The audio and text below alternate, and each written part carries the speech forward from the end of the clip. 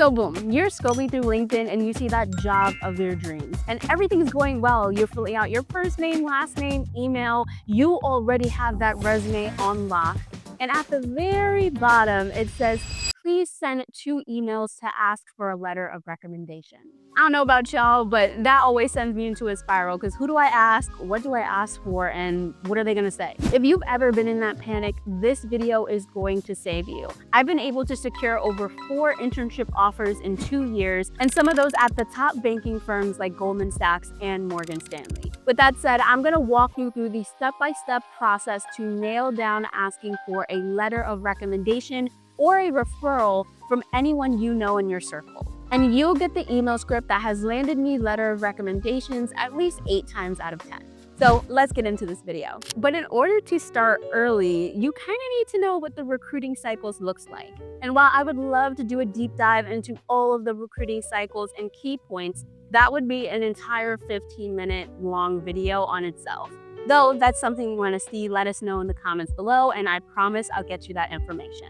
But what you really need to know is that recruiting, especially in college, typically takes place the year before you'll actually be attending the internship. So for example, if you are recruiting currently in 2025, you probably won't get to see that internship until 2026. That goes for pretty much every single function I've seen, even if it's not in business and it's in STEM. Usually you're recruiting very early, especially as the years and years keep going, they get earlier and earlier. There are a couple that you can recruit in May and then start in June, but I wouldn't guarantee that. So in terms of starting early, I recommend laying those grassroots about 1.5 years before you are ever going to apply. So for me, I started reaching out to my connections and making connections in my freshman year so that in my sophomore year, when I was recruiting for internships, I could lean back on those connections I made my freshman year. But when it comes to asking for a letter of recommendation and a referral, typically you want to give them at least a 3 months heads up. So for example, if you know recruiting is going to be in January for the company, like for example, if you're interested in investment banking, all investment banking internships open up in January. If that's something you're interested in, then you should be reaching out to the people in your circle around September, October.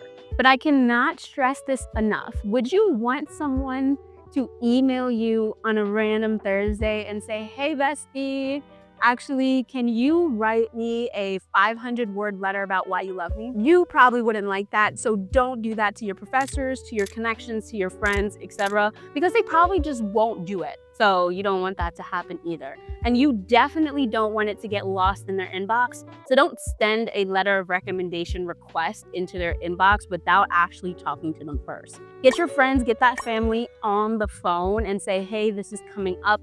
Can you do this for me? But in the next couple of tips we're talking about, I'm actually going to make it easy for your members of your family or of your circle to actually get this done so that they don't feel like it's a task that they can't complete. And that brings us to tip 2, which is make it easy for them. I know you may love and adore your professors, hopefully, but that doesn't mean that they're going to love and adore you so much that they have enough words to write a 500-page letter of recommendation for you for all of these different companies. It's just not feasible. So there's 2 ways you can make it very easy for them. The first is if you trust in your professor's writing abilities. If you trust that they are a very good writer, then I recommend creating something called a brag board or a brag sheet. Essentially, you write every single thing that you've done and accomplished in your time in college, in your life, maybe even outside of just curriculars, your extracurriculars. You want to make sure that everything you've done and you want them to talk about is on this sheet. The thing that separates this version from the other version I'm going to talk about is that it doesn't actually have the letter of recommendation written out. Instead, it's just things that they can talk about, key points that they can utilize. If you don't believe in your professor's writing ability, which is totally valid because some of these professors are just not in a profession where they need to be writing empathetic letters about a student. I mean, there are some of these professors are like computer science, math majors. I'm just not going to trust them with my letter of recommendation. Then you can just write one out. Sometimes people like this, sometimes people don't, but you can write a letter of recommendation and send it to them saying, hey, if you like this or you want to tweak some of the things I've mentioned, feel free to do so. But I've written out this letter of recommendation. I'd love to have your stamp of approval. And that leads me to tip number 3. Whether you're writing the brag board or you're writing out the letter of recommendation or you're just straight up asking for a referral or a good word of mouth, you need to pick someone that knows you. And that means that you can't just be an NPC in all of your classes. I know you guys know what I'm talking about. They're just people in your classes that feel like filler. They're just there to fill the space. Don't be one of those people, because then your professors are not going to have anything nice to say, not anything bad to say either, but simply nothing to say, because what are they going to say about someone they don't know? Someone who doesn't participate, someone who doesn't reach out, someone who's not in contact with them. You need to make sure the people you're asking actually have relationships with you. So for example, if you're going to ask for a referral from a company, don't just randomly email someone on LinkedIn saying, hey, can I have a referral? Yes, this might work maybe one time out of 50, but it's not the best way to get referrals into companies. And you want to have a strong referral. You want to have that leverage. You want someone in a vice president seat or someone who's been there for a long time. And in order to get those people to like you, you actually have to make connections. And I'm not saying artificial connections, because I hate this. I hate is a strong word, and I hate artificial connections. I do not believe in reaching out to people just for a letter of recommendation or just for a referral. You need to make sure your connections are genuine, because then these people will have more to say when they're talking to their boss or to the hiring manager of the company. But don't spend too much time making connections. I know that sounds a little bit weird, but that leads me into tip number 4, which is that you obviously have a deadline. You have a timeline that you're operating in, and you need to make that clear to whoever you're planning on asking for a letter of recommendation from, a referral from, or any type of good word at a company or at an opportunity. Because what you don't want to happen, and I've seen this happen to some of my friends and it really breaks my heart, is that they'll ask for a letter of recommendation very early, maybe 2, 3, 4 months before they're actually due. That's perfect. And then what will happen is that they reach back out to whoever they've asked for that letter of recommendation, maybe about 1 to 2 weeks before the internship application opens.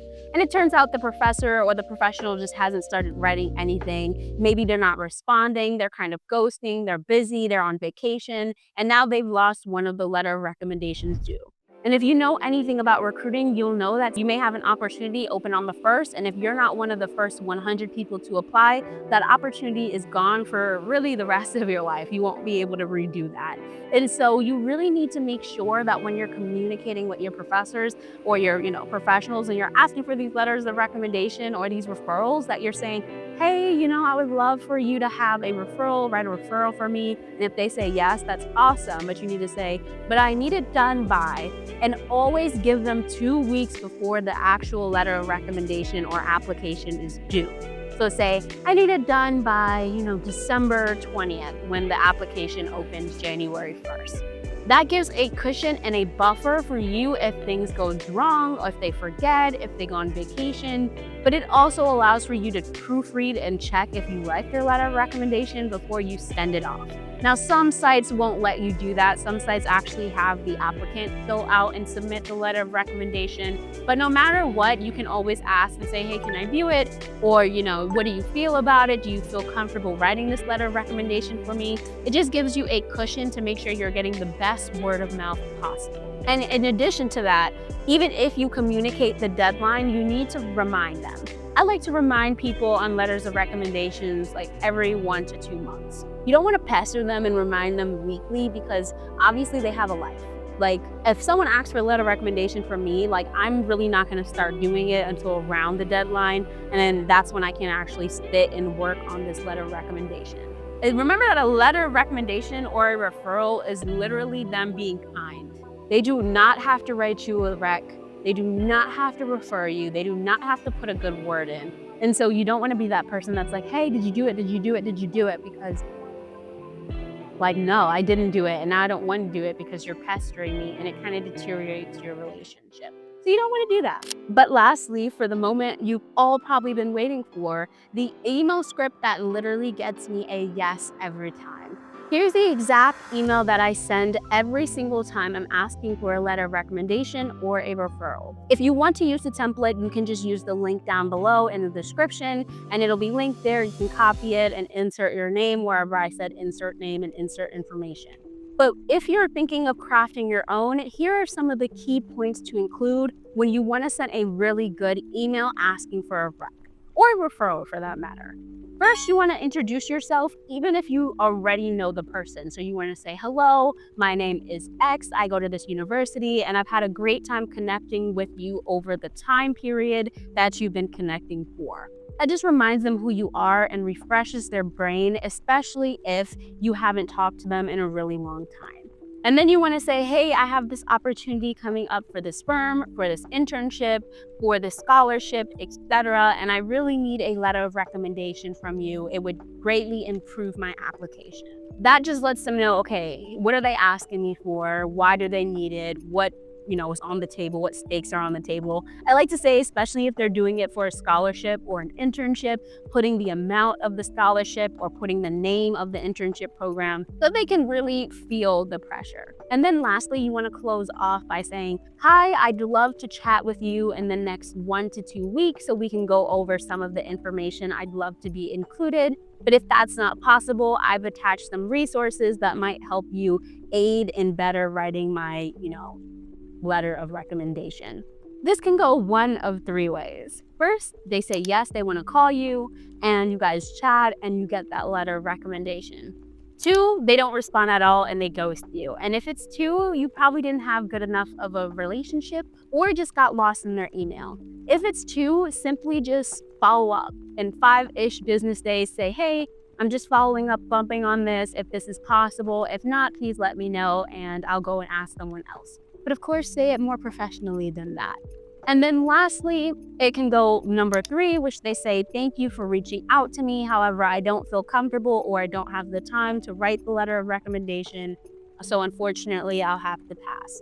That doesn't mean they don't like you or that you can't ask for a letter of recommendation or a referral later down the line. It probably means that they're swamped with other things, or they just don't feel like your connection is great enough for them to actually write about you. And that just means you need to meet with them more, talk with them more, participate more in that class, and they can come around as a really good referral or internship lead in the future. But in closing, those are my 5 tips and the 5 things I do every single time I'd like to ask for a letter of recommendation or a referral. It's very important that you first pick people that know you. 2, communicate deadlines. 3, make it so easy. 4, make sure that you're in contact and you're reminding them. And then 5, you're asking professionally and kindly enough that people feel like, maybe I should help this person. Maybe this is a connect that I want to see get this opportunity or get this scholarship. And so I should invest my time in writing about them. Again, if you want the email script that I've included and talked about in this video, it's down below. And if you want more college tips and advice, I recommend watching this channel a lot. We have creators from different universities around the United States who are sharing information that they've learned throughout their college experience. And who is better to ask about what to do in college than people who are in college? But with that being said, my name is Kayla, and I will see you guys in the next video. Bye, everyone.